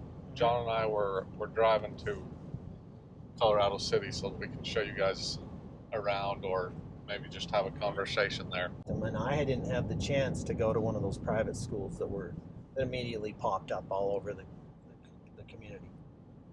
So right now, what is your current view of Warren Jeffs? How do you see him? How do you think about him? Warren Jeffs used to be a genius, in my opinion. He knew everything there is to know about Scripture, about the LDS lore. Like, if you started asking me about the stories of the Bible, I could tell you better than most people, because I learned through the Young People's Priesthood history tapes from Warren Jeffs. Warren Jeffs is a very excellent teacher. Yeah. I remember in 1994 when he first came out with the tapes. It was the cassette tapes of his trainings, and that Young People's Priesthood history tapes, the Joseph Smith history tapes. Like, he touched my heart. You can tell who a good teacher is when they touch your heart. Yeah. And for the longest time, I was super loyal to him because he was. And he had a way of telling those stories in such a way that made you want to do good and be good. In fact, you wanted to be so good that you could be lifted up. Yeah. That God would lift you up, and that you would have the Spirit of God so much inside of you because you chose to do good. Did you feel like a increased spirit of peace when you were around Warren Jeffs, or in those earlier days? In those earlier days, because absolutely. A lot of people that are still in the FLDS, when I was leaving, they would tell me story after story, like, we had this experience with him, and we know he is a good man, because people would tell me stories about him reading their mind, about just him walking in the room and them feeling like such power. Right. Well, the same could be said about his father, Roland Jeffs. Yeah. And the same could be said about Uncle Roy, Leroy Exactly.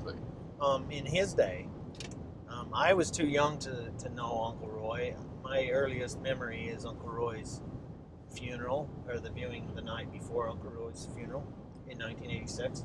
It's one of my earliest memories. So I didn't actually know Uncle Roy, but I knew Uncle Rulon. I remember going up there. I have 3 sisters married to him, and we went and spent... You have 3 sisters married to Rulon? Yes. And I had no idea that all of this sexual abuse, nonsense, garbage was happening ever. In fact, it was when Warren Jeffs put out those tapes, and I listened to them as a young man. It touched my heart. It made me want to really just be a good man and have the Spirit of God with me. And I wanted to do all these things because if I did good, then I would earn my place in the celestial kingdom. That was the whole point. And I had no idea any of that sexual nonsense was going on. And the way it was until years later that I found out that Warren Jeffs was teaching one thing and then doing another. I had no idea. I didn't know. You hear the stories of your sisters that went through these sexual abuse experiences. That's super triggering to a lot of people. Yeah, And that's something what? Yeah, I had a super hard time coming to terms with that. Are you kidding me? Like, he was so good, and he taught us so well to do good so that we could earn blessings. And then he turns around and does that kind of nonsense himself? Are you kidding me? Like, it's no wonder that he wouldn't allow his followers into the court to listen to those charges. Because he remember when he basically told anyone who even heard the charges being read that they would be useless for all eternity or whatever. Yeah. It's like, well, no wonders. That's because they're going to go out and give actual evidence of him committing sexual abuse crimes. And of course they would turn against him. And that was the genius. To me, that's the genius of Warren Jeffs, is he got himself into a position where all he has to do is condemn anyone who says anything bad about him. Oh, 100%. And they're evil now. And now all of a sudden his followers won't even listen to anything at all, even if it's like right in front of their face. Yeah, I know a lot of FLDS people that are basically out of the FLDS that still will not say or talk or even have a conversation about Warren Jeffs being a good or bad person. It's like, you don't say anything bad about him. We're fine with everything else. We get it, it's messed up, whatever, but don't say anything bad about Warren Jeffs. You want to know why? Because the moment you do, you run the risk of losing your own status in the church and in God's eyes. And so because you were talking about all these experiences people go where he could read your mind.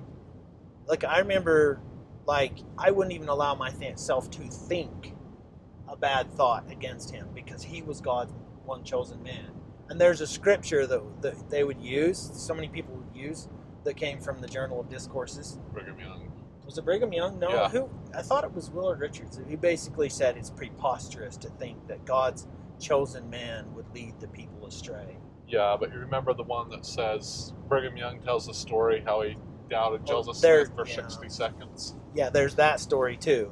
And for you, and then I think one of the things that really set it up to begin with was that book that Warren Jeffs compiled called The History of Priesthood Succession. And the challenges to the one-man rule. And he goes back and he tells every story against every prophet in succession from Joseph Smith all the way down to Roland Jeffs, and how the challenge was against having one man being in charge or in authority. The interesting thing is that's kind of set up by Roland Jeffs and Leroy Johnson. Yeah. A lot of times I would feel a little bit of a longing for it, but then I would come to the realization that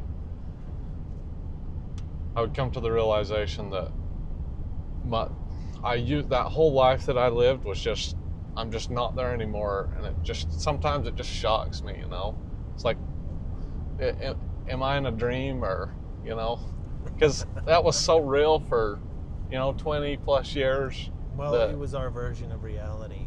I know, I'm in the same boat. I've done the exact same thing. It's just like, okay, so all of it's not true. You want to talk about that castle falling down, right? Yeah. It goes all the way back to religion itself. Oh, yeah. Okay. Well, I have come to terms with this, and that is, religion is not a bad thing. I still pray to God because I still choose to believe that there is a God and that He answers our prayers. And then when I pray to Him, I feel peace.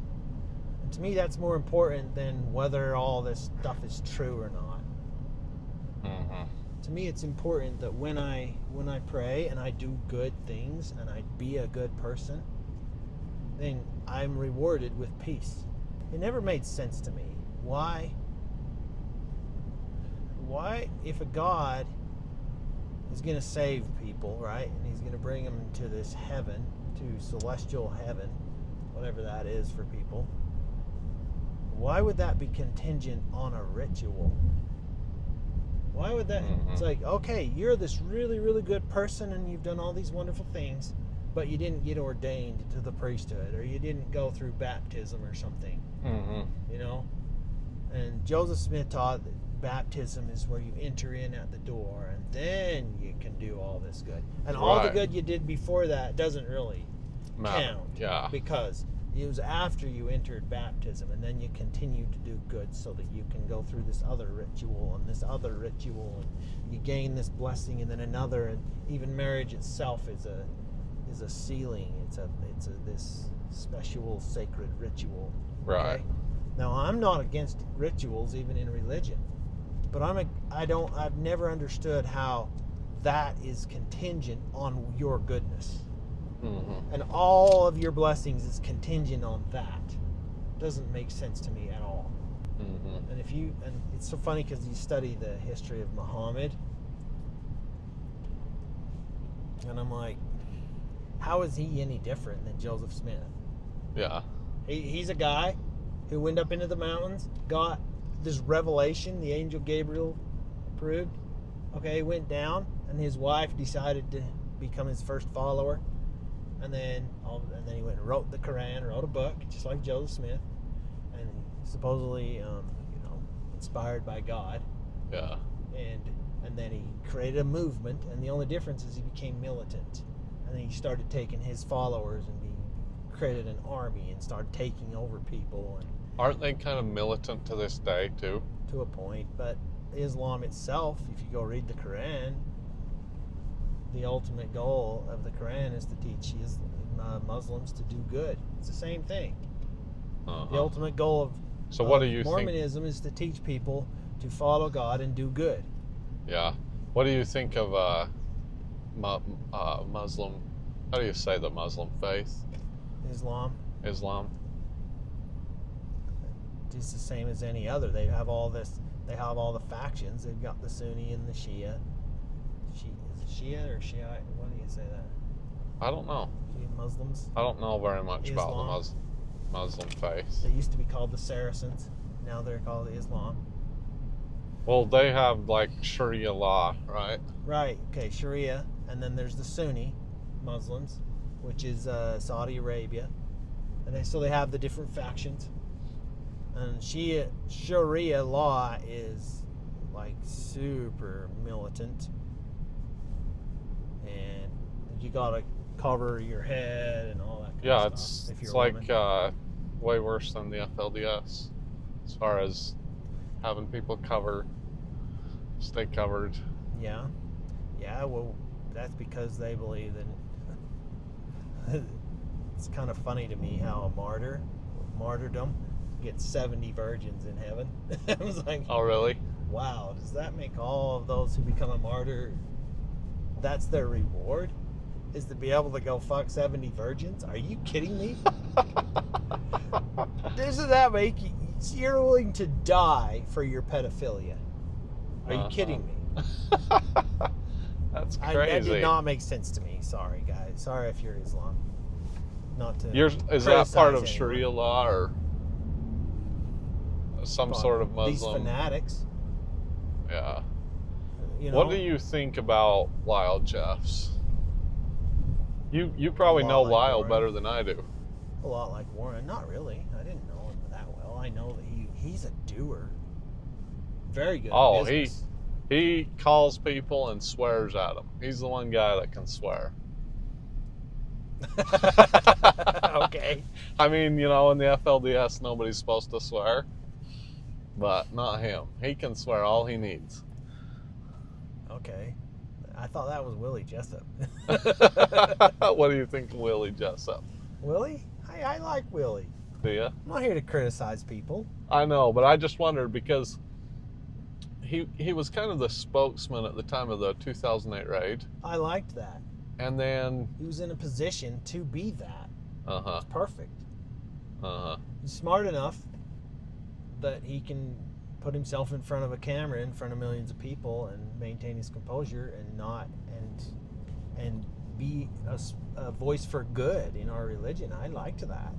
It's very difficult to be the spokesperson for the FLDS. I know.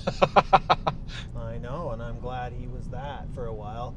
I do think that it was really weird when, because you know the White Wall project up there in Short Creek was Willie's property. You know that, right? The White Wall? Oh, Dad's house? Or... The triplexes. Oh, and yeah. that project. Oh, right yeah, there. you should take The me over to storehouse. see Yeah. the triplexes. I thought that was Willie's property. Yeah. And like he comes after he got sent away, then he comes and it's like he's that look on his face and he's sitting there looking at all of us and we're all looking at him like, you know, you're basically an apostate now, and he's looking at like you guys were my brothers a week ago. You know. Yeah.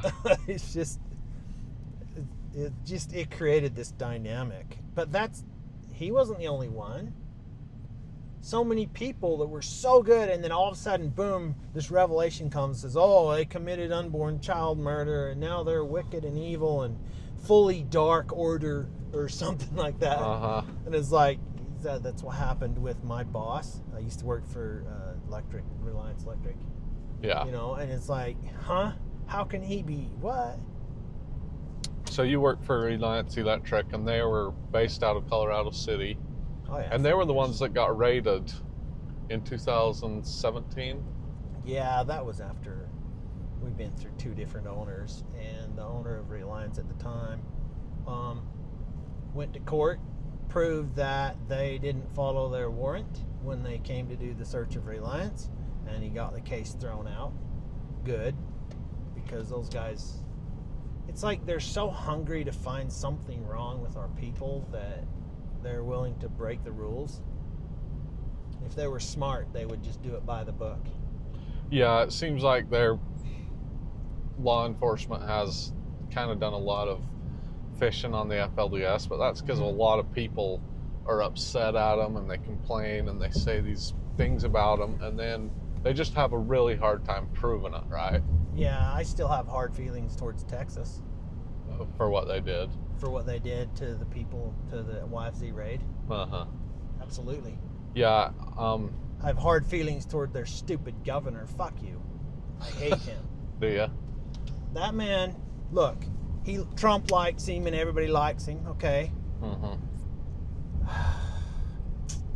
Okay, I'm sorry for having an outburst. No. Go for it. I like it. I think that he was... Since I've watched that video with Johnny Harris and I've actually been able to expand my view to an outside view, I think he truly did believe that our religion fostered pedophilia and sexual abuse. I think he actually believed that in his heart. Uh-huh. And that's the thing, that's the reason why it actually makes it harder for me in a way, because I know for a fact that a lot of those men were not pedophiles. Yeah, they were the men not that sexual abusing the children. men that got put in prison. Yes. Yeah. I know for a fact that they were not these terrible, evil, wicked people that the court and Mr. Attorney General made them out to be. Yeah, and I believe that they were using that evidence against Warren Jeffs, which they illegally obtained from the temple, and the evidence. This is my turn, right? This will work, yes. It's wild to me because I was working. Take Keithy Dutson. Okay. He was one of the hardest workers ever. Warren Jeffs marries him to an underage person, and he's a young guy, you know. But they were there, I think, one day over the 3-year window that they had made. How many people in Texas have married each other that way with the exact same age difference, and they don't care? But because he was part of a religion, then all of a sudden now he's like this terrible criminal. But yeah, he got a long time in prison, and he definitely, like, he has to be one of the most moral, good people there is, you know. Oh, absolutely. And so it's crazy. Like, all the people out there don't think that, but like me, I was working with those guys every day. They're in Texas, and then they're in prison, and they're some of the hardest workers. They're just doing whatever they're told. Well, that's the thing that's sad about it is, okay, look, maybe once we get out of the FLDS, we realize, oh my God, wow, there's another side to the story here. Okay, but that doesn't make all of these people over here good. Right. That doesn't make it so that it was okay for Texas to do what they did. Oh, I agree. And they went in there on a false pretense, which they fabricated themselves. And then as soon as they found that the entire pretense was false, okay, then they said, oh, well, that's okay, because at least we found all this treasure trove of all this evidence against all these terrible, evil, wicked people in this religion that go and abuse young girls and all this nonsense. And I don't believe that for 2 seconds. But the sad part about it is that if there was abuse, it needed to be dealt with and properly. Those men that are doing that terrible thing need to be sent to jail. Yeah. And that's the sad part about it, is all of the men that were in YFZ believed that. They're like, if there was really actual pedophilia, sexual abuse going on, those men should be sent away forever. They should be dealt with by the law. We should call them, they should go to jail, all this stuff. And yet here comes Texas and says, oh, it's you, just because of what you believe and just because of the religion. And it's like this double, like, what? Me? Huh? Are you kidding me? Like, we both agree that that's a bad thing. And I had no idea Warren Jeffs was doing any of that nonsense ever. So, what do you think about those men that did do underage marriages, or they took underage wives? I mean, I already talked about Keithy because I felt like of all of them, he should not have gone to prison, you know, and he spent a while in prison. Out of all of them, he definitely shouldn't have gone to prison because he was absolutely. That was just garbage. That was just them fishing for anything they could possibly find. But what do you think about some of the others that were older than him? They already had, you know, a bunch of experience in the FLDS, and Warren Jeffs said, "Hey, you should take this underage wife." So they got married to this underage girl. What are your thoughts? Should have those men gone to prison? Should have they stood up to Warren Jeffs and said no? How do you, or is the law too strict on that? How do you see this situation? I think both sides are wrong. And I mean, let me clarify that. I think that, for one thing, if a man is gonna, if he has in his heart immoral sexual desires towards children, to me that's evil. And I agree with Ben Shapiro. They should be castrated or killed, all pedophiles, right? Yeah. Okay, but this is different than that. These men didn't necessarily ask to go be given this young girl. Are you kidding me? Yeah, they didn't. I think a lot of people don't know that, though. They didn't ask for that.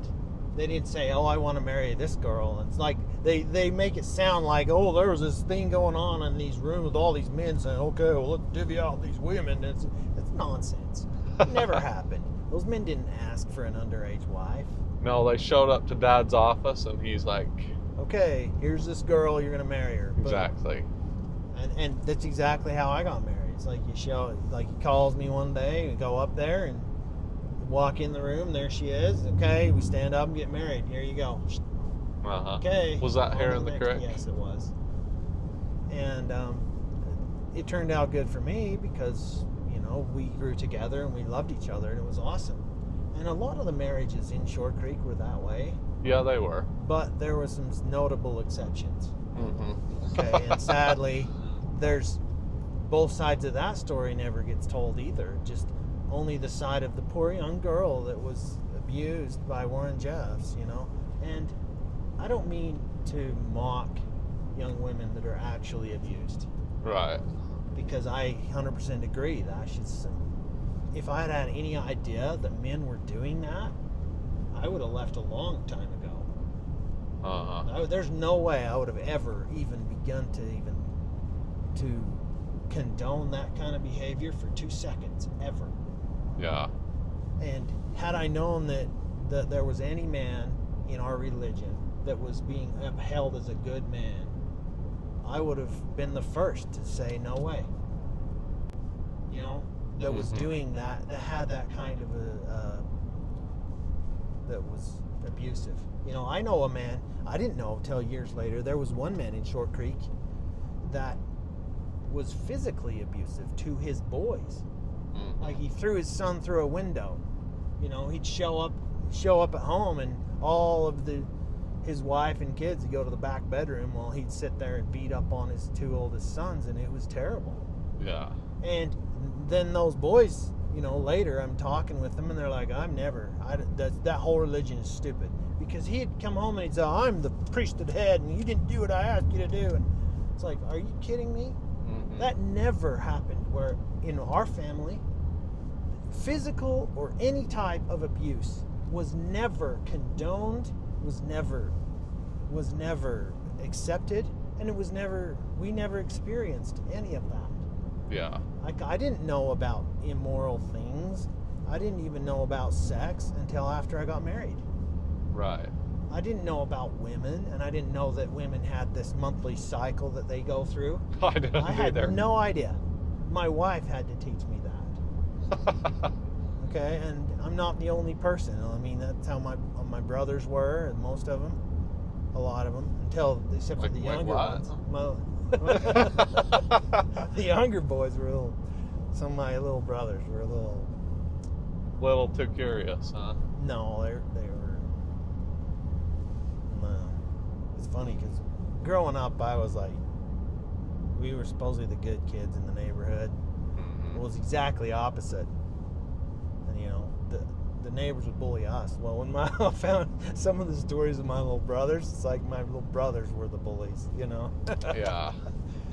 I wouldn't say bullies. They were just the little shits. Yeah. I can't say that I never was, My older brothers will say that about me. Yeah. Right. But that's the thing that most people, when they hear FLDS, all they think about is this terrible, evil abuse in this religion that fostered evil. And I have to say, well, wait a minute. No, that's the fringes. There's an epidemic of all this sexual abuse going on. And maybe so, but I sure never heard about it, and I certainly never condoned it. And a lot of us who were in the FLDS, some of those people left, and they went and didn't even face justice. It's one of the reasons why we actually cut off our communication with certain people, because we knew that they had done evil with some people that we knew, and some of the girls that we knew, and what they had done, and they hadn't faced justice. And we were like, hey, we don't want anything to do with that person then. Yeah. For the longest time, that's just how it was. Well, wouldn't you agree that the FLDS structure kind of gives more opportunity to praying men. Yes, it does. Unfortunately, I couldn't see that. I didn't used to believe that, but yes, unfortunately, I've come to the realization that it's true. But Brigham Young would teach that, and Heber C. Kimball would teach that it wasn't when a man went into his home, if he was had so many devils in him that there was not room for his family, right? Yeah. Then he didn't hold any more priesthood than what did he compare it to? They didn't hold priesthood, basically. Right. Because and that's the problem, is they get all worked up with all this authority from God, and then they walk into their home all and their poor family can't do anything right. Yeah. And unfortunately, I've heard of men that are that way. Yeah, and I've heard of quite a few men here in the creek after things kind of fell apart, after Lyle left, and there's a bunch of caretakers. A lot of those men, not all, some were obviously good people and they just took care of everybody the best they could and helped out, but some of those men really took advantage of some of the younger women that were here, kind of because all the leadership was gone, Lyle Jeffs was gone, everybody was gone. Isn't that sad? Yeah. That's sad, because we used to think, these are our brothers. These are men that have been given the same trainings we have. They've been told how to be morally clean, and they're going against their own religious trainings to do all that nonsense. Yeah. That's what at least that's how I used to think. And it's sad, because it shouldn't be that way at all. But if it's true, it's true, and that I can't stand up for that.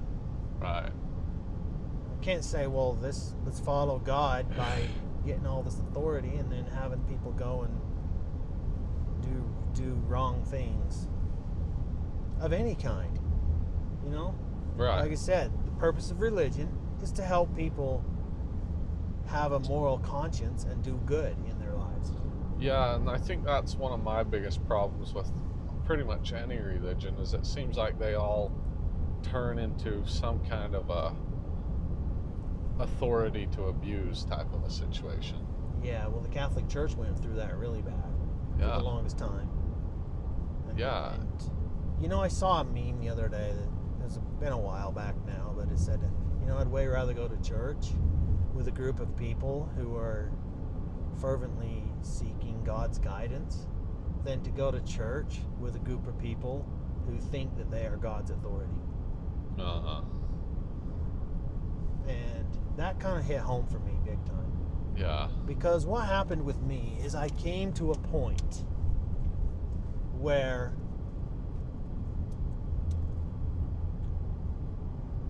I had to answer a question, and this question is this: if I'm going to go to heaven, what does that look like? Okay, what does it look like? And I came to a point where I couldn't say that I want to go to heaven with Warren Jeffs as my leader.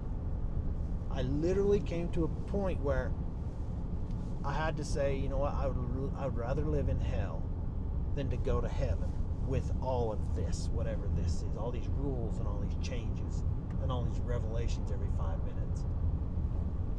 Because it felt like he was playing religious Calvin ball. You ever heard of Calvin ball? I think you were telling me about it. Yeah, Calvin ball. You read Calvin and Hobbes? You'll have to remind me about what So it is. the only rule of Calvin ball is that any rule can be changed at any time for any reason, right? Yeah.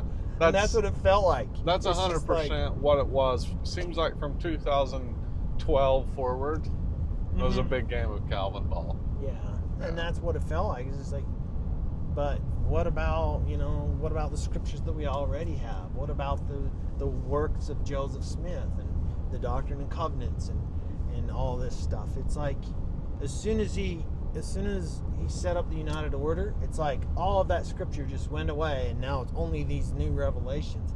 But it was do this and then don't do this, and do this and then don't do this. And it's funny because listening to you talk about how you would get a revelation that says, okay, move out, but then you would say, well, I don't actually want you to move out, or don't move out. But yeah, he actually wants you to move out. Yeah. Or something, whatever it was. Yeah. Oh boy, it's like, well, join the club, brother. That's what we were thinking. You know, he puts a revelation that says, you know, everybody get beans for their family. You know, literally For storage. I remember one man left the work and apostatized, and he was trying to talk to one of his brothers, and he said, what do you want? Do you want steak or do you want beans? And and his brother's like, I'll take the beans if that's what it means, I can go with God or something. And he was referring to that revelation that Warren Jeffs gave out and said, you know, store up beans for your family so that they can have something to feed them when judgments come, because it's always about judgments in the apocalypse. Yeah. Right? And then we go into the United Order, right? And we get this other revelation that says, okay, God says do not eat beans. It's like, okay, wait a minute. What are we going to do with all these beans we have stored up now? You know? Yeah. Also, he didn't necessarily specify what kind of beans. Is he talking about legumes? Is he talking about string beans? What kind of beans are we talking about here? Black beans, pinto, Isaiah, like anything? Like, should we just get rid of all of them just in case? Like, yeah. So we're driving into the creek right now. How do you feel just being back here and just remembering, you know, your whole growing up life? What do you think about the community now? Do you have a sad feeling about this place? Do you have hope that everything's getting better? Do you just accept? Yeah, it's more of a feeling of I've accepted the fact that it's changed. And every time something major changes, there's always a sadness, but there's always also acceptance, and there's always hope for there's always a good side. Yeah, I lived in a trailer house after I got married. Oh, did you? And I got it all fixed up and put a new bathtub in it and stuff, then moved out. Because 2000. Of course you did. I'm kind of glad though, because it's the only time I've ever lived in a trailer house, and I do not like living in trailer houses. How come it seems like polygamists, when they don't know what to do, they just get a trailer house? Because it's the easiest thing. This is Mojave Community College. Oh, it's a college. Yeah, that's been around clear back into the 90s. Really? Yeah, absolutely. What happened? What did Dad do with that? Nothing. It wasn't bad. It was administered by Mojave County. Oh. And our people went to it for nursing school and stuff. Here's the Mormon church. Oh, damn. There's a Mormon church here. That is wild. Yeah, they barely that's not even finished yet. They straight up came in here and put a church up. Yeah, I can't believe it. That is crazy. Those guys. Hey, more power to them. Yeah, more power to them. I think that's wild. My Uncle Bob Steed built this house. Pretty nice house. Yeah, I like Bob. He's a trucker. He died. God, I cannot believe. Oh yeah, he died off the Hurricane Hill. No. Oh no. Walter. That was Uncle okay. Walter. Yeah. Uncle Bob died. He got sepsis. He got. Oh. Where am I going now? Just keep going to the end. You'll see Bees Marketplace. We can swing through Arctic Circle and get us an ice cream. I cannot believe the Mormon church made a building here. That is wild. Lane, so you can turn. That is wild. John's got his. It's delicious. It's a waffle cone dipped in chocolate. And I have to hurry and lick it before it leaks everywhere.